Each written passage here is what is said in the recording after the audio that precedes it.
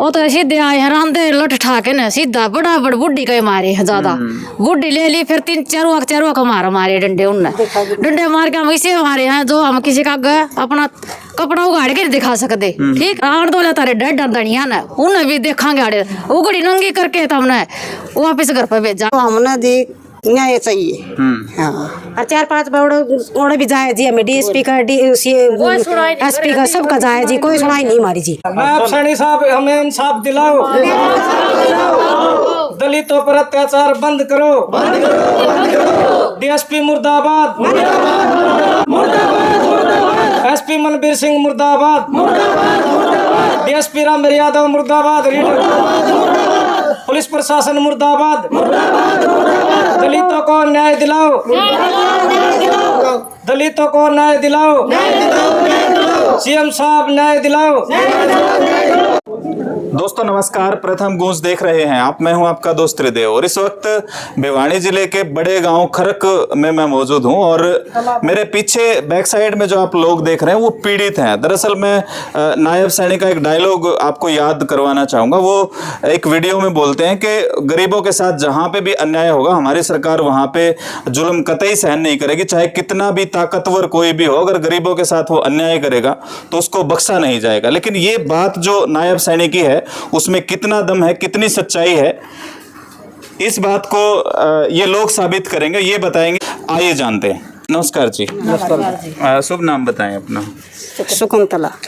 शकुंतला जी, क्या हुआ था आपके साथ? थोड़ा सा घटनाक्रम बताएं एक बार। हम ये आंधी तूफान में लिकड़े गिरे हुए थे जी। हम चुगण जा रहे थे, खेत में जा रहे थे, चुगदे जा रहे थे तो उनका खेत में नहीं बढ़ रहे थे हम। तो वो किन के खेत की बात कर रहे हैं? फतुआ। फतुआ वो लड़का आ गया फतवाड़ा, वो गाल दिंदा आया, गुंडा बोलदा आया खूब।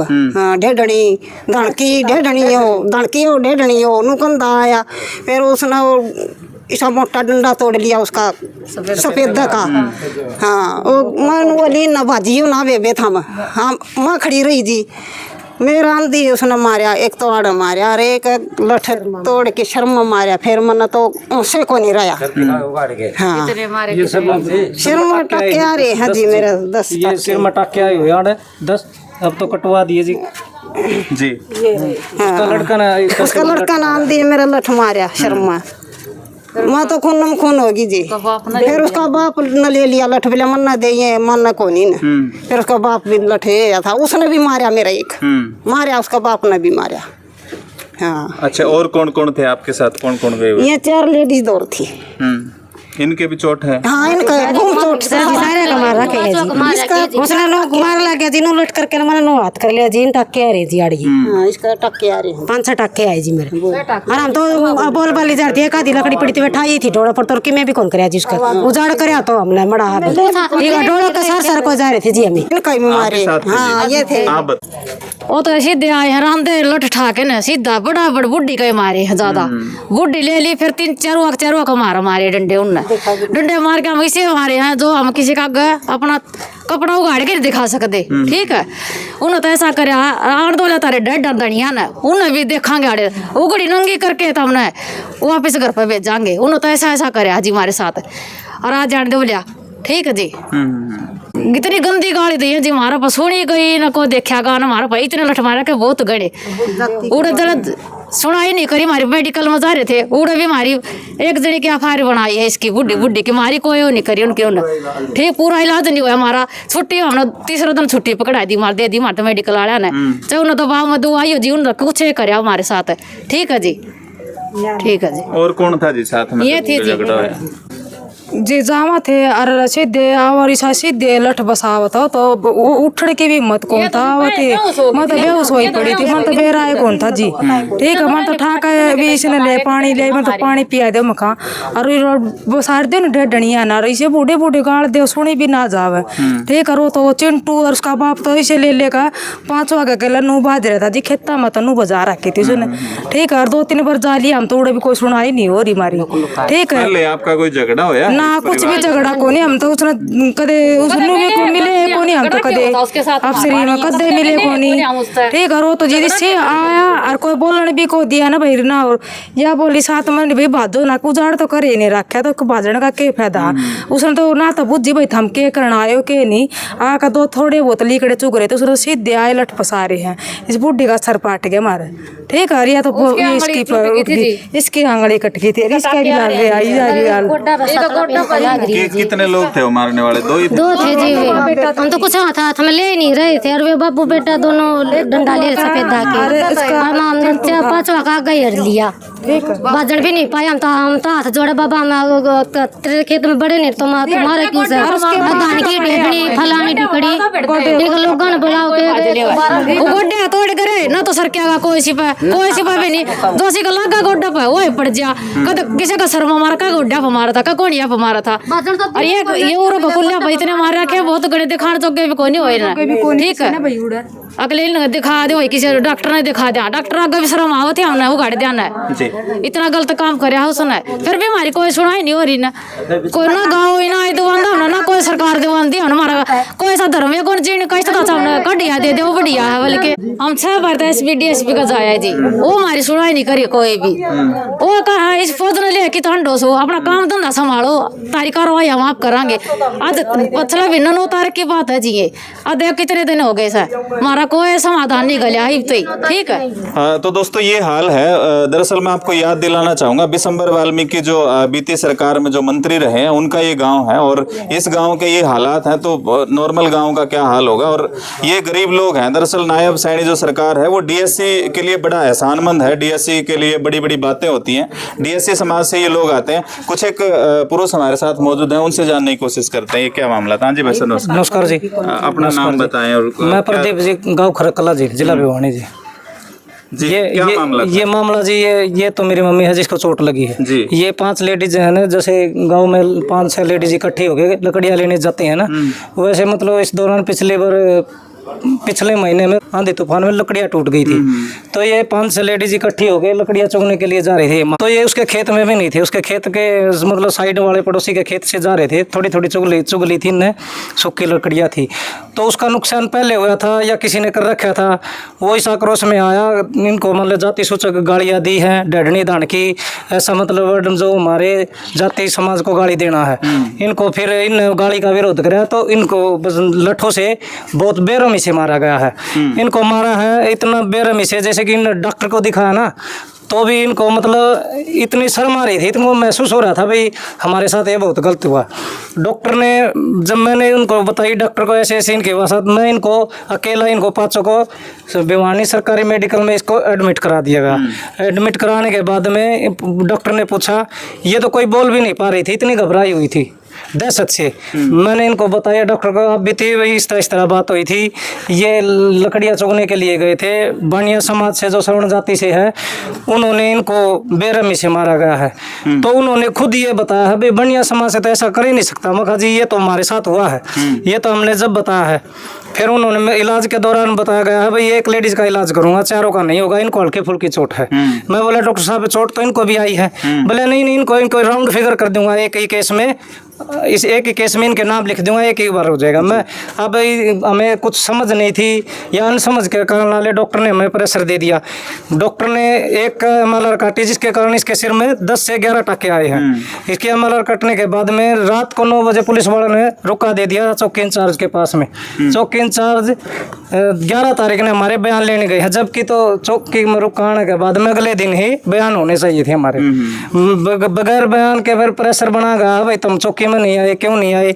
मखा जी हम तो मेडिकल में हम किस लिए आवांगे, चोट भी मार लग रही है, मेडिकल में भी हम आवा, चौकी में भी हम आवा, क्यों जी मैं नहीं आता जी। मैंने साफ मना कर दिया। आईओ है रेनू ढाका जी, जो हमारे केस की वो थी बयान लेने आई थी, उसने प्रेशर बना, उसके अंडर में खरगा हुआ था। तो फिर 11 तारीख को बयान लेने गई। मुश्किल से 2 से 3 मिनट में वो बयान लेके मेडिकल से बाहर आ गई। ये जब इन्होंने बताया जी हमारी भी इस तरह बात है, नोली नहीं घड़ी ना बोला मेरा सिर में दर्द है, मैं मेंटलिटी वो क्या बोल मेंटलिटी वो हूँ, मेरे पास ज़्यादा मत बोलो। फिर मैं एक भाई था, वो भाई बोला चाचा लगा था, वो बोला जी फिर इलाज कराओ, तो सिर में ज़्यादा दिक्कत है तो बोली तू घड़ा ना बोला तो चुप बैठ जा। फिर मैं बोला जी रिपोर्ट तो बयान लेना है, बयान तो लो। मतलब ऐसे मतलब प्रेशर में आके वो बयान ले गई, चली गई। उसके बाद में हमने प्रेशर में छुट्टी भी दिलाई गई है। उनका कोई रिश्तेदार है यहाँ से, कोई साइड पार्टी उनको सपोर्ट कर रही थी, प्रेशर में आके हमें तीसरे दिन छुट्टी दिलवाई गई है। मैंने डॉक्टर साहब को बोला, मगर डॉक्टर साहब मेरी माँ का ज़्यादा तकलीफ है, एक बार बेड पे आओ।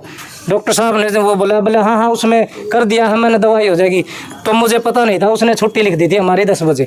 छुट्टी लिखने के बाद में फिर मैं गया ना, मैं कहा मैडम जी वो डॉक्टर साहब वो लिख के गया है, एक्सरा कराओ मेरी माँ का छाती में दर्द। वो बोला भाई तारी तो छुट्टी लिख गया डॉक्टर साहब।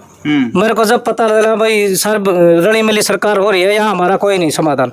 फिर हम घर आगे छुट्टी दे दी, तो फिर मेडिकल में रहने का फायदा नहीं। हम घर आगे, घर आने के बाद में मैं चौकी इंचार्ज के पास गया। मैं सर ऐसे बात है, हमारे बयान हुए थे, कह रहा बोला भाई हो जाएगा, 1-2 दिन में हो जाएगा। नरेंद्र एसआई जो अब यहाँ से बदली हो चुका है, उसने ये बयान दिए हैं भाई हो जाएगा, 1-2 दिन में अरेस्ट कर लेंगे।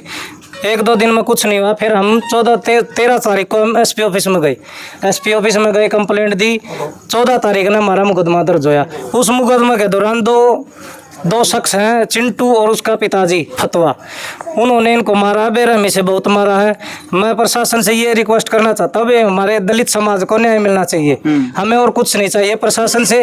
बिना सैनी बोल रहे हैं भाई मैं 1 नंबर बना दूंगा, हरियाणा को 1 नंबर।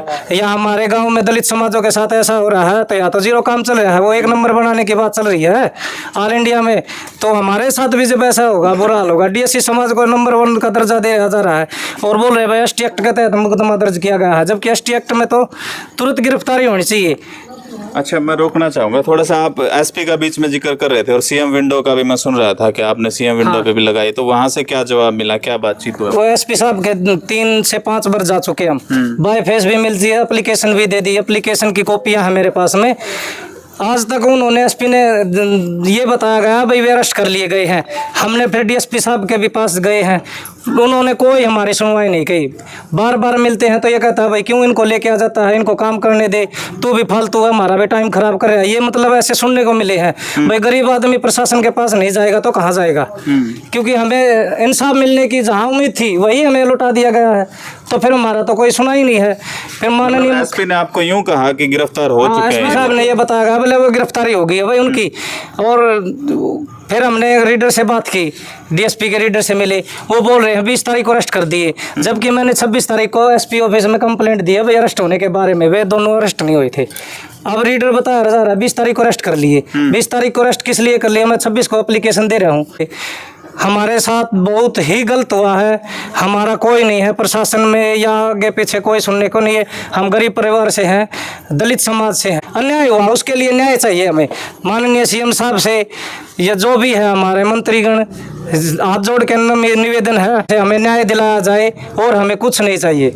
धन्यवाद। दोस्तों, पुलिस का रवैया आप देख सकते हैं कि एसपी यूँ कहते हैं कि उनको गिरफ्तार कर लिया गया, जबकि वो लोग खुलेआम घूम रहे हैं, इनको दिख रहे हैं। तो सच्चाई क्या है, खैर दूसरे पक्ष से जब बात होगी तब शायद सामने आ सकती है। फिलहाल इन्होंने पक्ष रखा है। अगर दूसरा पक्ष भी इस मामले में अपना पक्ष रखना चाहता है, अपनी बात रखना चाहता है, तो स्वागत है, वो भी अपनी बात रख सकता है, क्योंकि इनका जो कहना है उस पर ही हम निचोड़ नहीं निकाल सकते। जब दूसरा पक्ष कुछ बताएगा तभी पता चल सकता है। लेकिन इतना ज़रूर पता चल रहा है कि पुलिस का जो रवैया, अगर इनकी बात में दम है तो कहीं ना कहीं पुलिस भी मिली हुई है और इन पे दबाव बना रही है कि कहीं ना कहीं समझौता हो जाए। यही बात है। हाँ, मिली भगत चल रही है जी सब।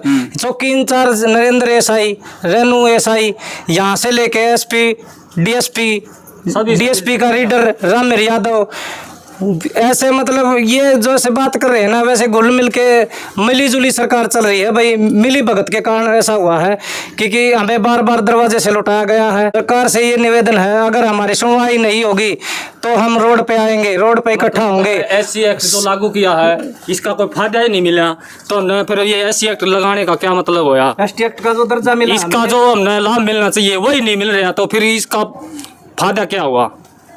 जी। इतने एसटी एक्ट का जो मतलब हमें दर्जा दिया गया दलित समाज को, ST साहब ये से फिर मिलते ये इसका मतलब तो कुछ नहीं रहा। ये एसटी एक्ट का मतलब नॉर्मल धाराएं लगा दी। अरे बल्कि इस प्रावधान में ये तुरंत अरेस्टिंग होती है। इसमें आज तक उन्होंने क्या नहीं, पिछले 5वें महीने 9 तारीख का मैटर है और ये आज ये अगला महीना आ गया, पूरे 1.5-2 महीने हो गए। वो आराम से सो रहे हैं, वो बोलते हैं समाज को भाई हमारा कुछ नहीं होगा, हम 1 किला और बेच देंगे, ये क्या करेंगे, ये कहाँ जाएंगे। और हम यहाँ से उनका रास्ते में घर है, आते जाते हमें परेशानी होती है, रास्ता रोक भी लेते हैं, खोलते दे साइड में बातें करते हैं, हमारा के करवा लिया इन धड़कन है। ये मतलब ऐसी गलत बातें हो रही है, मतलब हमारा दलित होना एक गुनाह है। फिलहाल वो सरकार आपको देख रही है जो सबका साथ सबका विकास की बात करती है, तो क्या अपील आप करना चाहेंगे, क्या नहीं, प्रशासन? सबका साथ सबका विकास होता तो फिर हमारे साथ ये होता नहीं ना सर, हमारे साथ तो है नहीं ना। सबका साथ सबका विकास तो एक ये होता है भाई, पूरे समाज को साथ के लेके चलना। भाई इसमें 36 बिरादरी है, हमारा भाईचारा है, सबको साथ में लेना। फिर दलित समाज को तो अलग ही पिछड़ दिया, मतलब वो कह देना पिछड़ा वर्ग, तो हम तो पिछड़ा ही वर्ग रह गए। फिर तो हमारा तो कोई है ही नहीं सुनाई करने के लिए। प्रशासन से उम्मीद होती है गरीब आदमी को, प्रशासन न्याय दिलाए, ले प्रशासन नहीं कर पाए तो हम क्या करें। अब हम कहाँ जाए। माननीय सीएम साहब से है गुजारिश की दोषियों के खिलाफ कार्रवाई हो। उसका लड़का डीएसपी ने बताया है 23 तारीख को नाम, भाई वो निर्दोष है। 5 लेडीजों को चोट मार सकता है। 70 साल का बुजुर्ग, डीएसपी साहब ने बताया 70 साल का फतवा है। 70 साल का मतलब 5 आदमियों का चोट मार सकता है क्या? नहीं मार सकता। 2 बाबू बेटा है, डीएसपी की मिली भगत के कारण लड़के को बाहर निकाल दिया गया, बाप पे केस बनाया गया है। माननीय मुख्यमंत्री जी से हमें ये नम्र निवेदन है, हमारे साथ इंसाफ होना चाहिए, हमें और कुछ नहीं चाहिए। धन्यवाद। तो दोस्तों, पीड़ा को आपने सुना। आप इस वीडियो के बारे क्या राय रखते हैं हमें कमेंट बॉक्स में ज़रूर बताएं, और इस वीडियो को प्लीज़ ज़्यादा से ज़्यादा शेयर कर दें ताकि जो पीड़ित परिवार है उसको न्याय मिल सके। धन्यवाद। जय हिंद, जय भारत।